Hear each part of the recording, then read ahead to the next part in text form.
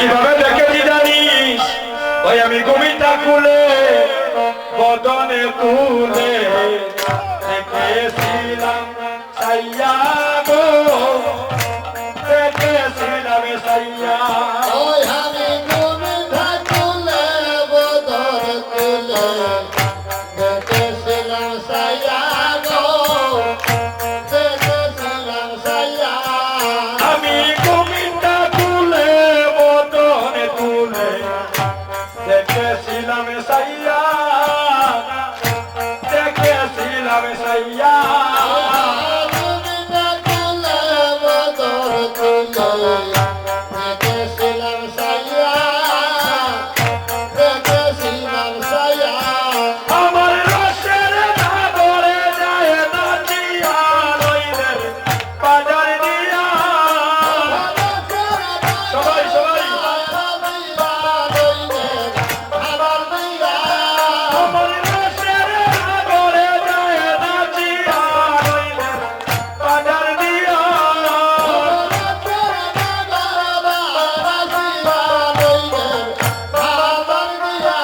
আমি ঘুমিটা খুলে বদনে তুলে দেখেছিলাম সাইয়া, আরে দেখেছিলাম সাইয়া।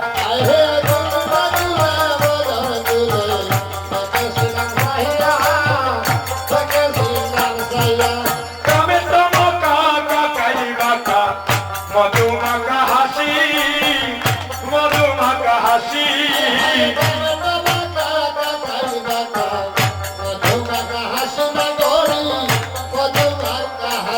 ভাতার গ্রামে তো মকা কাকাই বাঁকা মধুমাকা হাসি, তার মধুমাকা হাসি।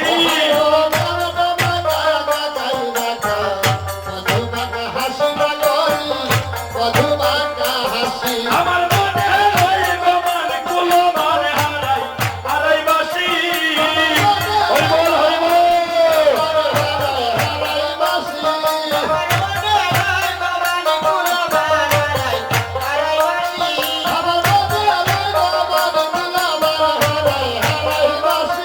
আমি ঘুমিটা খুলে বদনে তুলে দেখেছিলাম সাইয়া, দেখেছিলাম সাইয়া।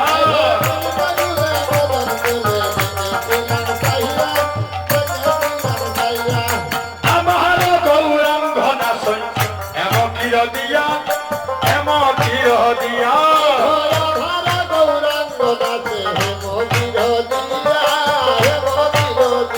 আরে আমার গৌরাঙ্গ নাচে এম কির দিয়া, এম কির দিয়া।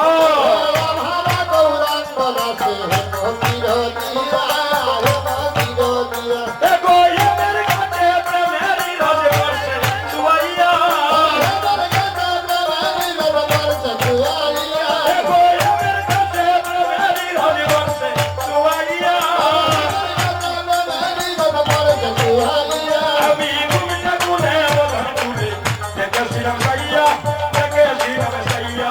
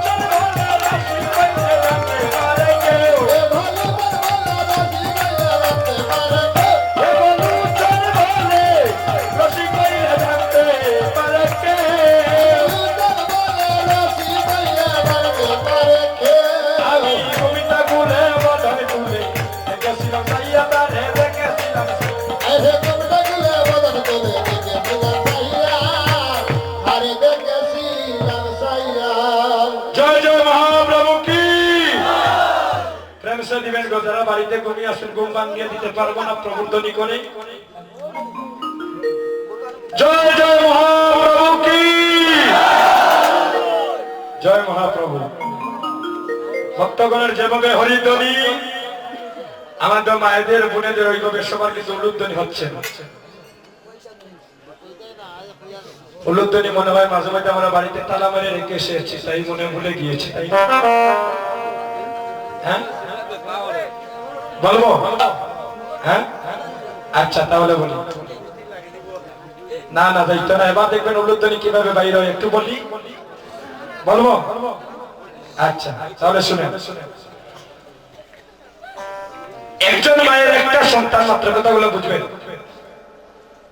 তো। ওই শাশুড়ি মার মনের মধ্যে একটা বাসনা, সন্তান যখন বিবাহের উপযুক্ত হয়েছে, যে আমি সবচেয়ে সুন্দর বউ আনবো আমার ছেলের লাগিয়ে, হরিবল। এখন সুন্দর বউ বুঝতে বুঝতে 5 মাসের জায়গায় 6 মাস গেল কি, হরিবল। তো মনের মতো তার বউ পাইব। আচ্ছা আচ্ছা, এবার বুঝতে বুঝতে একটা টাউনের মধ্যে গিয়ে যে সুন্দর বউ, হরিবল, দেখলো। এত সুন্দর বউ মানে বোঝা যায় অন্ধকার করে আলো জ্বলতেছে, তাই গৌর, হরিবল। আচ্ছা কি করলেন? ও বৌমা থেকে সিদ্ধান্ত নিলেন, টাকা লাগুক পয়সা লাগুক যেটা লাগুক, ও বই আমার দরকার, হরিবল।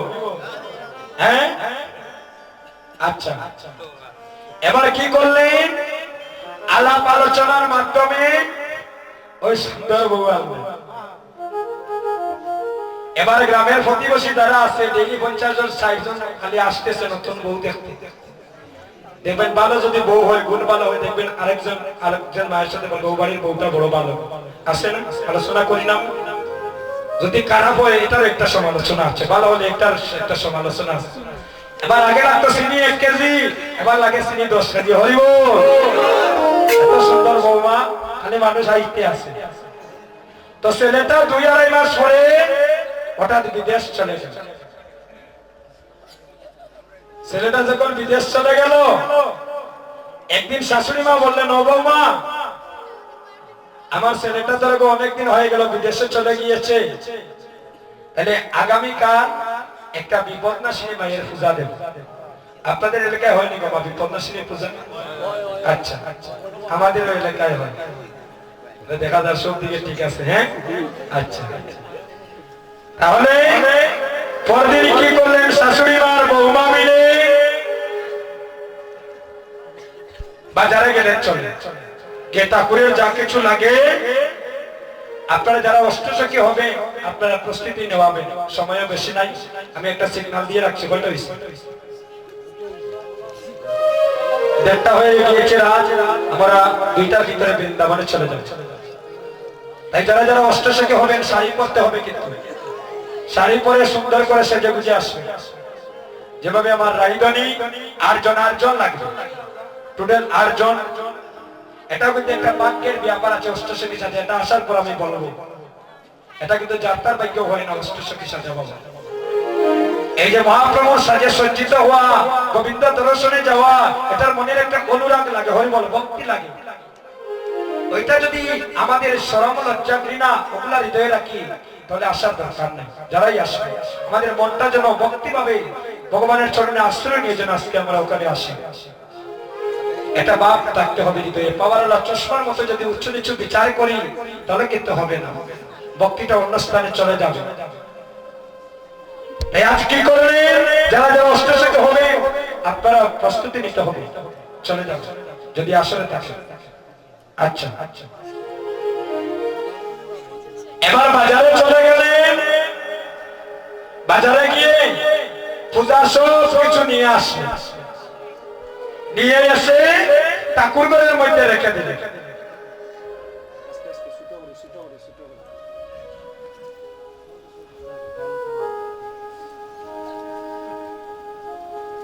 ঠাকুর ঘরের মধ্যে যখন রেখে দিলেন, এবার শাশুড়ি মা বলতেছেন, ও বৌমা, নতুন বৌমা তো গো, ঘুমটা খুব সুন্দর ঘুমটা দেওয়ার বৌমাকে বলতেছেন, বৌমা, আমি একটু বাড়ির পাশে যে নদী আছে না, ওই নদীতে একটু আমি ওই নদীতে একটু স্নান করতে যাচ্ছি। তুমি ঠাকুর মাসে আসলে বলে দিও পূজাটা শুরু করে দিতে, আমি যাচ্ছি আর চলে আসবে। আচ্ছা মা, এই বলে শাশুড়ি মা স্নান করতে চলে গেল। এবার ঠাকুর মাসে এসে বলে, বৌমা বৌমা, তোমার শাশুড়ি মা হইব। বললেন মা তো স্নান করতে গিয়েছে। আচ্ছা গো, আমি আর 2-3টা বাড়িতে পূজা চালাইতে হইব, বিপদনাশিনী মাই আসে, আমরা পূজাটা শুরু করে দেই। বৌমা বলেন এটা মা অনুমতিও দিয়ে গিয়েছে, বলছেন আপনি যদি আসেন পূজাটা শুরু করে দিতে, আর মা আসছেন স্নান করে। আচ্ছা আসো বৌমা, আমরা দুজন মিলে ঠাকুরের ওগুলো একটু সাজিয়ে সুন্দর করে সাজালেন ঠাকুর ঘরের মধ্যে। আর ওই যে সুন্দর বৌমা, তাদেরও টাকা পয়সার অভাব ছিল না, বাবা বিবাহের সময় সব কিছু দিয়েছে, সোনা দানা পালং টেবিল খাট পালঙ্গ যা লাগে সব কিছু দিয়েছেন, একমাত্র একটা মেয়ে সাবির জুতা হয়ে গেছে কতটি হরিব। হ্যাঁ, এবার সাবির জুতা অনেক মায়েরা কি করে শাড়ির আসলের মধ্যে গাঁটটি দিয়ে রাখেন, রাখেন না? আচ্ছা, এবার বৌমাকে বললেন ও শাশুড়ি মা, ওগো আমি আর কয়দিন বাঁচবো, এই সংসারটা তো তোমার, ওইগুলা তুমি সঙ্গে। এবার শাড়ির আসলের মধ্যে সাবির জুতা বাজে। এবার ঠাকুরের যখন সবকিছু সাজানো হলো, এবার বৌমাকে বললেন বৌমা এবার পূজা যখন শুরু করব, এই যে অষ্টপ্রহর কীর্তন হচ্ছে আপনাদের বিলাচড়া গ্রামে, যেখানে কোন আমি দাঁড়িয়ে কীর্তন করতেছি। গতকাল অধিবাস কীর্তন গিয়েছেন, একটা মায়ের উলুধ্বনি ছাড়া এই অধিবাস কীর্তনটা শুরু করার শাস্ত্রে নিষেধ আছে। একটা মায়ের উলুধ্বনি ছাড়া, দেখুন আপনাদের উলুধ্বনির কত পাওয়া, এই উলুধ্বনি অনেকে দেই না। একটা মায়ের উলুধ্বনি ছাড়া আমরাও 3 বোন 2 ভাই, আমার কথা আমি বলতেছি, আমার 3 বোনের বিবাহ হয়ে গিয়েছে। এভাবে আমার বোনের মতো এখানে আরো অনেক বোন আছে না, এই বোনরা যখন বিবাহের উপযুক্ত হবে, সব পিতা মাতার এবং বড় ভাইয়ের দায়িত্ব তাকে একটা ভালো সন্তানের কাছে তাকে তুলে দেব। তো দেখবেন যেদিন দিবস উঠে মঙ্গল উঠে না মা, একজন মায়ের উলুধ্বনি ছাড়া ওই বোনের স্মৃতিতে সিঁদুরটা দেওয়া পর্যন্ত শাস্ত্রে নিষেধ আছে। একটা মায়ের দেখবেন ঠাকুর মাসে যখন স্মৃতিতে সিঁদুর দেন, আগে বলবেন আগে উলুধ্বনি দাও, বলেন না? একটু লক্ষ্য করে দেখবেন, এখন তো মাঘ ফাল্গুন মাস, যদি দিবস উঠে অন্য কোনো বাড়িতে একটু লক্ষ্য করে দেখবেন, যখন বলবেন উলুধ্বনি দাও, উলুধ্বনির আগে কোনো ঠাকুর মাস স্মৃতিতে সিঁদুর দেন না। উলুধ্বনি যখন শুরু হয় মঙ্গলধ্বনি, তখন উনিও এই জগৎ পিতাকে প্রণাম করে ওই বোনের স্মৃতিতে সিঁদুর দেন, যেন ওই সিঁদুরটা যেন অনেক দিন তাকে আশীর্বাদ হিসাবে দেয়। এবার বলছেন শাশুড়ি মা তো স্নান করতে গেছেন, বলছেন বৌমা বৌমা এবার পূজা যখন শুরু করবো তুমি উলুধ্বনি দাও। যখন বললেন উলুধ্বনি দাও, বৌমা এক দৌড়ে বরের মধ্যে হরিবল আস্তে আস্তে হাসিটা কি দিলেন, এখন শুরু হইল। হ্যাঁ, এর দৌড়ে বরের মধ্যে গিয়া ওই যে শাড়ির আসলে সাবির জুতা তাড়াতাড়ি খুলতেছেন, আর একটা একটা করে ডয়ার কুলিয়া উলুধ্বনি টুকাইতেছেন হরিবল। একটা একটা করে ডয়ার খুঁজতে খুঁজতে যখন উলুধ্বনি ফাইলা না, এদিকে ঠাকুর মাসে বলছেন ও বৌমা তোমারে বইলা উলুধ্বনি দেও, তুমি দৌড় দিয়া ঘরের মধ্যে খালি ফটর মটর কিতা করো হরিবল। যখন ঘরের মধ্যে কি ডয়ার, আলমারি ডয়ার, ভালঙ্গের ডয়ার খুঁজতে খুঁজতে উলুধ্বনি ফাইলা না, মনে মনে ভাবলা শীতর দিন যখন মা মনে হয় বেডের নিচে রাখছে, মনে হয় মা কমলর নিচে রাখছে। যখন কমলর নিচে ঢুকাইয়া উলুধ্বনি ফাইলা না, মনে মনে ভাবলা মনে হয় বালিশের নিচে রাখছে। যখন খুঁজতে খুঁজতে দেখবেন একটা টেনশন হয়ে যায় না, এবার বালিশের নিচে, বেডের নিচে, পালঙ্গের নিচে খুঁজতে খুঁজতে যখন উলুধ্বনি ফাইলা না, আর এদিক থেকে টাকটা আসতেছে, মনে মনে ভাবলেন সব জায়গা টুকাই দিছে, আরো জায়গা রয়েছে, কি জায়গা? দরজা সিফা কান্তা দেখছি না হরিবল হরিবল। এবার দরজার সিফাও টুকাইয়া উলুধ্বনি নাই, বলে পালঙ্গের নিচটা দেখিলেই ভালো হবে, বালা ওই ভালো করে নিশ্চ দেখলা কুস্তে কুস্তে তো আর উলুধ্বনি খাইবে না। এমন সময় শাশুড়ি মা স্নান করে আসবে, আসিয়া দেখেন আমার এত সুন্দর বৌমার মুখটা মলিন হয়ে গেছে। এটা টেনশন না, উলুধ্বনি খাইতেছেন না? কিতাব বৌমা তোমার কিতা হইছে? বলে মার হইও না। বলে কিতা হইছে বেটি? বলে মা গো তুমি সব কিছু দিয়া গেলা, উলুধ্বনি কোথায় রাইখা গেলা? তুমি উলুধ্বনি পাও নাই, শুধু পাই নাই গই নাও সাবির জুটা। ওইটি আমি সাবির জুটা কি কিতা করব? হ্যাঁ বলে মা গো আমি সব দয়ার উয়ার তুকাইছি, উলুধ্বনি পাইছি না। তুমি দয়ারও উলুধ্বনি তুকাইছো? বলে দয়ারও নাই গো, পালঙ্গ নিচে, বালিশের নিচে, বেডের নিচে, আলমারির নিচে সব জায়গায় আমি উলুধ্বনি তুকাইছি। হরি বল। কোন স্থানে উলুধ্বনি পাই নাই। ওই কথা শোনা মাত্র শাশুড়ি মা দৌড় দিয়া বৌমার মুখের মধ্যে ভাবে সাফা দিয়া ধরছে। মুখের মধ্যে সাফা দিয়া ধরে ডাইনবাউ তুকাইয়া দেখতেছেন কেউ ফুলল নাকি, যে 6 মাস তুকাইয়া বউ আনলাম সুন্দর দেখিয়া, আর ও বউ আমার পালঙ্গ নিচে উলুধ্বনি তুকাইতেছে। হরি বল। এটা আমার সব কিছু শেষ। হ্যাঁ খালি রূপ দেখলো, এটা না কিছু গুণের দরকার আছে। হরি বল। আমার তো ভারী সুন্দর তুকাই। হ্যাঁ টাকা আসেনি, পয়সা আসেনি, বালিশ আসেনি, বেড আসেনি, বালা ওগুলা তুকাই। একবার তুকাই না যে ওই বোনটা কৃষ্ণ ভক্ত আছে। কিন্তু একটা ভাই কৃষ্ণ ভক্ত আছে, শাস্ত্রে বলেন যে ঘরে কৃষ্ণ ভক্ত সন্তান থাকে ওই ঘরে শান্তি থাকে, অশান্তি কম থাকে। হরি বল। যদি টাকা পয়সা সৌন্দর্য মানুষকে সুখ দিত, তাহলে কোটিপতির সন্তান ফ্যানের সাথে জুড়ে মারা দিত না। তাই বলেন ও শাশুড়ি মা আমাকে উলুধ্বনি তাড়াতাড়ি বাহির করে দাও। বলেন এদিকে আসো, আমি তোমাকে উলুধ্বনি বাহির করে দিচ্ছি।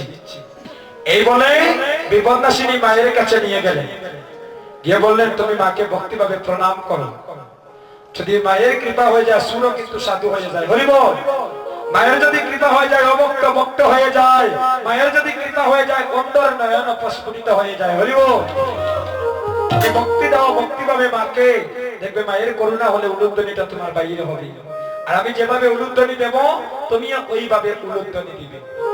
এই বলে শাশুড়ি মা যখন মাকে প্রণাম করে উলুধ্বনি করলেন, আবার দেখা যায় বৌমার বদন দিয়ে উলুধ্বনি বাইরে হচ্ছে। হরি বল। তাই যারা যারা উলুধ্বনি দিচ্ছে না শ্বশুর বাড়ি গিয়ে কিন্তু চরমও পাইতে পারবে। হ্যাঁ তাই উলুধ্বনি দিবা সবাই মিলে। নিতাই গৌর শ্রীনাথ প্রেমানন্দে।